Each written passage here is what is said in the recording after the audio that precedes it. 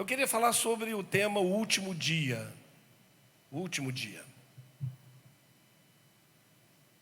Essa frase, essa pequena frase, invadiu o meu coração hoje à tarde, porque eu já pensava em falar sobre outra coisa, mas Deus falou comigo: não, você tem que falar sobre aquilo que eu quero que você fale.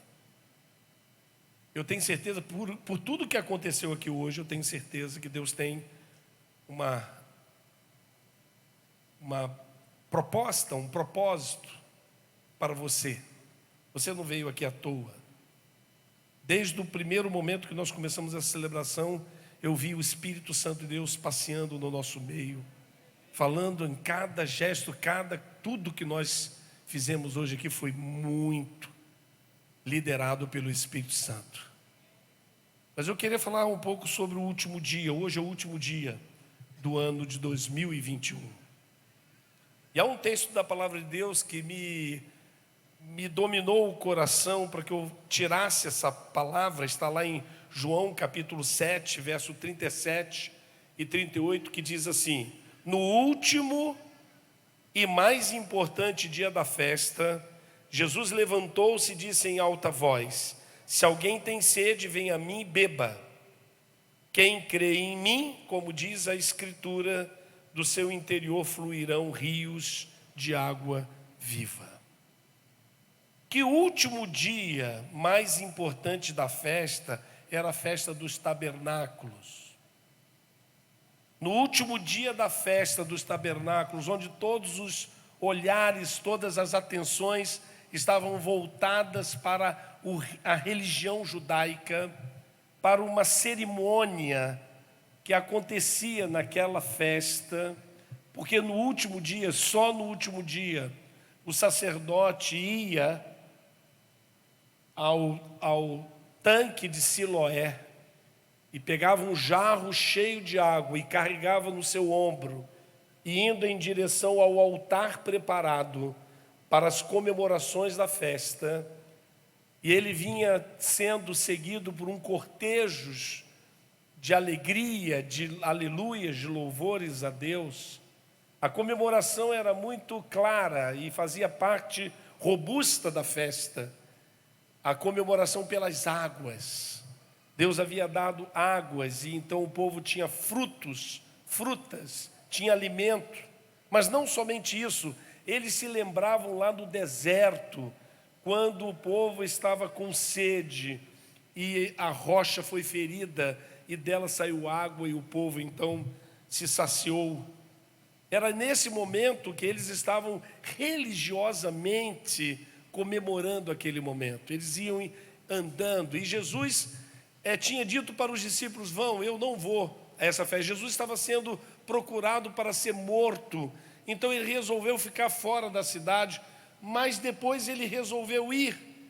E ele então estava ali assistindo aquela cerimônia falava dele, mas as pessoas não reconheciam isso. As pessoas não reconheciam que as chuvas eram dadas por ele. As pessoas não reconheciam que lá no deserto a rocha ferida era ele. Então ele estava ali sentado e as pessoas então estavam comemorando. E diz o texto que nesse dia, no último dia, ele se colocou de pé e disse: quem tem sede, venha a mim e beba. E como diz Isaías, rios de água viva correrão do seu interior. Imagina o impacto que isso causou. Imagina como aquilo ali ficou destacado, como as pessoas ficaram impressionadas, porque naquele momento Jesus estava se revelando aos homens, estava começando a mostrar por que ele veio. Hoje o mundo tem muita religiosidade, mas pouca espiritualidade. Ali havia muita religiosidade, mas não havia espiritualidade. Cada vez mais que o homem se afasta de Deus, mais religioso ele fica. Mais, porém, entretanto, religiosidade sem espiritualidade é hipocrisia. Há muita gente vivendo na hipocrisia. E isso é tão verdade que Jesus conta a história de um sacerdote, de um levita e de um samaritano. Um sacerdote religioso, um levita religioso e um samaritano desprezado, mas cheios de entranhas de espiritualidade. O homem foi ferido na estrada por assaltantes, roubado, ferido, quase de morte. O sacerdote e o levita, que representavam a lei e os sacrifícios, ambos incapazes de salvar o pecador e de saciar-lhe a sede de comunhão com Deus, eram religiosos. O samaritano representava Jesus, ou representa Jesus, que salva o homem, mesmo desprezado por todos, mesmo negado pelas pessoas, mesmo ferido e morto. O samaritano, essa pessoa desprezível, ele representa Jesus, que salva o homem, paga as suas contas e promete voltar. A hospedaria onde o samaritano deixou aquele homem ferido representa a igreja, que cuida dos feridos. E os 2 denários que ele deixou ali é a forma como devemos sustentar a obra de Deus, que tem feito diferença nesse mundo. Aquele dia era o último dia da vida daquele viajante ferido ali na estrada. Se não fosse alguém espiritual o suficiente para estender-lhe a mão, ele teria morrido. Mas se dependesse dos religiosos, dos hipócritas, ele teria morrido. Ele foi salvo pela misericórdia e graça de uma pessoa espiritual. Estamos falando sobre o último dia de uma festa. Agora eu queria fazer uma pergunta indiscreta para você, pouco provável que alguém a fizesse no dia 31 de dezembro. Se você soubesse que hoje seria o último dia de sua vida, o que você faria? Eu vou repetir.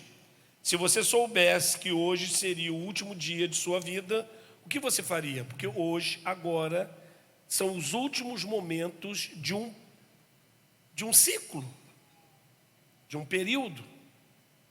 O ano de 2021 vai acabar, ele vai ser passado, vai se perder na história. Mas é a sua vida. Você é dos religiosos ou você tem buscado uma comunhão viva com Deus? Para você dar essa resposta, você precisa olhar para Jesus, o que Ele fez e o que Ele inspirou outras pessoas a fazerem o mesmo. E aí vem uma pergunta: o que Jesus fez no último dia dele na terra? Jesus enfrentou a morte de frente.